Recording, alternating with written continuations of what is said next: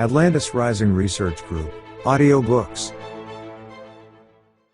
From Atlantis Rising Magazine issue 123. What Does Water Remember? By Jean Manning. What if the element that keeps us alive could also perform wonders that few of its protectors know about? What if water is sensitive to everything it touches, and stores inside itself a record of the substances encountered on its journey? Water is life became a rallying cry heard throughout social media last year. The outrageous question is, what if water's knowledge can somehow be converted into a digital file, read by instruments at a distant location, and eventually be used in the fight against disease? Advocates of a theory called water memory are claiming that all of the above has been shown possible. Nobel Prize winning virologist Luc Montagnier plays a lead role in the 21st century history of hacking into water's memory bank. He won the Nobel Prize in Physiology in 2008 for his role in the 1983 co-discovery of the HIV-AIDS virus. His more recent experiments have paradigm-changing implications for science and medicine. He wasn't the first distinguished scientist to step into non-conventional research on water. However, the implications of both the water memory theory and his digital transmission experiments are enormous. He suggests that diseases and serious conditions such as Alzheimer syndrome, Parkinson's, autism and even cancer could be successfully treated in a low-cost way if hidden microbes are found by their signals. Other scientists in various countries now speak about water memory, but they usually don't go so far as to talk in terms of homeopathy, much less using water memory to find pathogens in someone's blood. Before detailing the procedure Montagnier furthered, some background history puts it in context. Infinitesimal dilution. In the 1800s, Samuel Hahnemann searched for a less damaging way to heal patients, rather than medieval practices. Medical doctors in that era sometimes used toxic substances in attempts to shock people out of their maladies. Hahnemann pioneered making homeopathic remedies by adding a very small amount of some powerful substance to a liquid base, succussing, shaking the container 1,000 times without heat, diluting with more water and shaking it again, and repeating numerous times. Homeopathy's founding principles include the law of similars, like cures like, and the law of infinitesimal dilution. The more dilute a remedy, the more potent. Hahnemann discovered the principles through experiments, which showed that the more dilute the solution, the stronger in healing. One scientist whom I met concluded that homeopathy should be studied, because after she tested ultra-diluted and succussed samples alongside equally treated regular water samples with 0 non-water molecules added, she saw differences. Chemically, all 6 samples should be identical pure water after so many dilutions. She says while a great deal of high-quality, double-blind studies validate the efficacy of homeopathic remedies today, it remains controversial because it has nothing in it. How could it possibly work? Probing water's memories in the 20th century. In the 1980s, French scientist Jacques Benveniste made a career-killing move when he followed his curiosity about the strange behaviors of ordinary water. Benveniste couldn't figure out the mechanism in water that creates a record of substances it encounters, so he experimented for years. In 1988, a homeopathic doctor convinced him to try out an innovative electrical machine claimed to transmit chemical information. Perhaps Benveniste wondered if electrical or magnetic fields played a part in the memory of water, because he did give the machine a try. Michel Schiff's 1995 book The Memory of Water reports that a positive result of that experiment puzzled participants. Benveniste was soon derailed by the science journal Nature, so he didn't get the support needed for continuing such experiments. Benveniste had published an article in Nature about high dilution experiments. Afterward, the magazine sent a committee including conjurer James Randi to his laboratory. A few weeks later, Nature published a report titled High Dilution Experiments: A Delusion. As a renowned biologist, Benveniste had been considered as a candidate for the Nobel Prize, but that went down the drain after his water memory work sparked such controversy. In the foreword to Schiff's book, Benveniste recalled that in his experience 2 phrases, Homeopathic dilutions in memory of water could turn peaceful, intelligent people into violently irrational persons. That description could have been a premonition of his premature death. According to a French documentary, Water Memory, Ben Veniste died in 2004 from a fistfight while defending his controversial theory against some radical opponents. Montagne inherits Ben Veniste's torch. This article is mostly based on information revealed to us in the Water Memory documentary after its release with English subtitles. Director Christian Manel and Laurent Lichtenstein created the film about the French medical doctor, Nobel laureate Luc Montagnier. Why did Montagnier risk his career by stepping into the troubled waters of a controversial theory? He replied that he resists working on established theories, he would rather search for the extraordinary. And the importance of discovering a virus pales in comparison to finding about the mechanisms of life. In 2005, curiosity had motivated Montagne to use Ben Veniste's technologies in his own research. With his first such experiment on the blood plasma of patients infected by HIV, Montagnier detected electromagnetic signals. He eventually became convinced that water memory could open a new area for medicine. But pioneering can be lonely. Montagnier cheerfully said he learned from the downfall of his predecessor, and realized he can only rely on himself, with no backup or subsidies. He invited the documentary crew to follow him through his experiment that casts new light on water's properties. Wearing his white lab coat, while the crew turned his lab into a TV studio, Montagnier explained that the experiment was to detect electromagnetic signals from DNA. DNA is matter that carries genetic information in a cell via two long chains of certain compounds in specific sequences. The tiny chains twist into a double helix. Starting with DNA from an HIV-infected patient, Montagnier explained, he would create a digital file, then send it through the internet to another laboratory where the DNA would be reconstituted from that file. The narrator of the film quipped that although the professor called the process transduction, it could also be given a sci-fi label, teleportation. Montagnier displayed a small test tube containing very little DNA, just enough to measure its electromagnetic signal. The DNA of each organism is unique, like a person's identification card. At the end of the experiment, Montagnier would compare the DNA reconstituted several hundreds of kilometers away with the DNA stored in his fridge. He added only 2 nanograms of matter to a sterile water sample. To 1 volume of that solution, 9 volumes of water were added and then vigorously shaken in a vortex for 15 seconds. He repeated the operation 10 times. At each stage, the number of molecules present in the solution divides by 10.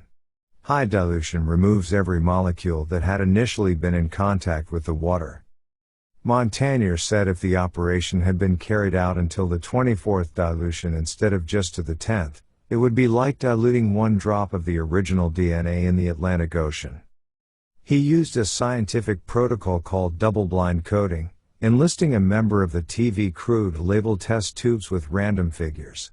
Labels were hidden from the scientists' sight so they couldn't know which 10 tubes contained only pure water and which 10 underwent high dilutions. Next, the encoded tubes were placed on a sensor, similar to a microphone, to record electromagnetic fields produced by each solution. The scientists then digitalized those signals and created a computer file.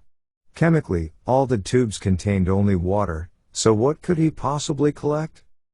An instrument's display screen showed that the first tubes didn't reveal any particular information recorded.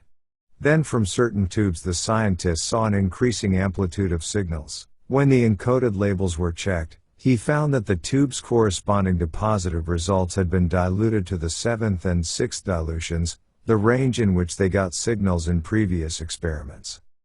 By successfully identifying 2 test tubes that had been in contact with the DNA and now generated signals, the first part of the experiment alone contradicted classical physics. Structures within water. The highly diluted water retained the memory of original DNA traces and returned them in the form of electromagnetic signals. Since not a single molecule should remain, only the structures of the water could emit the signals of having been charged with the DNA molecules, Professor Montagnier said. Chemistry teaches that a water molecule has one oxygen and two hydrogen atoms. Professor Montagnier explained that water molecules are able to, figuratively speaking, hold hands with each other, like children in a circle, if the chain of molecules is long enough. That circling creates an enclosed space that matter can't get into, but electromagnetic signals can get in and be trapped inside. That's what scientists call coherent domains. Montagne and colleagues assumed that the Parisian DNA's electromagnetic signals carried information about the original molecules and the signals lodged in the coherent domains of the water. Although high dilutions made the DNA disappear, their trapped signals could simulate the DNA and its properties. As if water receiving and transmitting signals weren't enough, Montagne next prepared to transfer the digital file through the internet and use it to reconstitute the DNA -1,500 kilometers away. The film crew relocated to the biology department of a university in Italy. Biologists there had been skeptical but accepted the challenge to carry out Professor Montagnier's experiment, the other way around. Their computer processed the signal recorded in France and sent the signal's information into a tube of purified water. Could the water in Italy listen to those signals and memorize them? A biologist prepared tubes containing chemical elements required for the last stage of the experiment. The elements, called nucleotides, are building blocks for DNA molecules. She used a technology, which revolutionized molecular biology lab work, as well as forensic science, for identifying criminals. A chain reaction from a membrane called polymerase is key. When fragments of DNA are introduced, polymerase helps reconstitute DNA sequences to the point where there are enough elements to identify whose DNA it is. However, in this experiment there's no physical matter but only water that listened to the song of a DNA signal sent from Paris. On camera the scientist commented that nothing should happen. It was impossible that the DNA sequence of the virus could reveal itself alone without any model. It would be like wanting to make a copy without the original. Professor Montagne and the Italian physicists soon poured over digital information. Characteristic bands appeared on the screen, revealing that the DNA had been reconstituted, from information in a tube containing only basic elements and no physical DNA. The experiment in Italy showed that DNA transduction is possible. The DNA sequences were 98% replicated out of the elements. Next era for medicine. Montagne pointed out the need for more experiments, independent of his. If they find the same results, medicine can advance to a new era, allowing doctors to treat patients with signals in water. Since our bodies are 70% water and it circulates, mixes with vital fluids and is in our cells, conditions are favorable for creation of many coherent domains that can trap many signals. He suspects that chronic conditions such as Alzheimer's, Parkinson's, and other diseases could be fought with the help of water's ability to transfer and store information, if those diseases turn out to be affected by bacteria or other pathogens lurking in the body. His research found such signals in the blood of people with serious conditions, including certain cancers. If so, antibiotics over long periods will allow significant healing of the patients at the same time as other treatments make signals diminish or disappear. Montagne cites successes in treating autistic youths with antibiotics. Uses for water memory won't be limited to detection of pathogens. Montagne predicts that someday we'll be able to treat cancer using frequency waves. That new domain of medicine is what his opponents fear, he said, especially the pharmaceutical industry. Imagine introducing into the water a molecule of medicine instead of the DNA molecule. After high dilutions, perhaps specific waves of the medicine could be embedded in domains of the water, and later re-emitted to simulate the medicine's presence and benefit a patient. Treating with frequencies instead of standard medicine would be extremely cost-effective, Montagne said.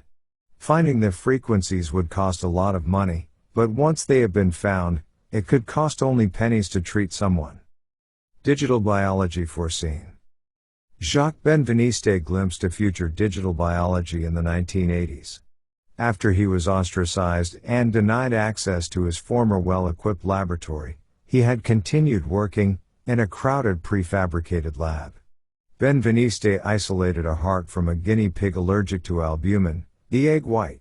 The heart went into allergic shock when subjected to albumin, even when Benveniste passed digital information about albumin over the heart. Just as my ears recognize who is speaking, whether it's a digital sound on a CD or the real person, the allergic organ made no distinction between physical albumin or albumin's digital signal. The documentary asked why there aren't more teams working on water memory. A team of scientists from the Max Planck Institute for Polymer Research, MPIP, in Germany and an institute in the Netherlands are doing that. Studying how quickly water molecules change their binding state, they used ultra-fast vibrational spectroscopies to show why water is unique compared to other molecular liquids. The teams discovered that the structural memory of water persists on a picosecond timescale. A picosecond is 1,000th of 1 billionth of a second, so I don't know why they called water's substructures long-lived. However, the scientists say that finding local structures persisting in water for longer than a picosecond changes the general perception of water. And it's encouraging that such a study was published in a scientific journal. What has Professor Montagnier learned in the time since the documentary's filming? An article, New Evidence for a Non-Particle View of Life, in the winter 2011 21st Century Science and Technology said Montagne was appointed to Jiaotang University in Shanghai. Montagnier, under attack in the West, will continue his research at Jiaotang. The university is often called China's MIT, and a new institute there bears Montagnier's name. He and his team plan to study electromagnetic waves produced by DNA in water, both the basis for a theory and its possible uses in medicine. Today my internet search returns no new information on what the 84-year-old Nobel laureate is up to now. But others, such as longtime water structure researcher Randy Z. Senes in Oklahoma and scientist/author Gerald Pollack at the University of Washington, are adding to the heaps of new knowledge about water. The pile of evidence about water's memory and structure has grown too big to sweep under the rug of scientific orthodoxy.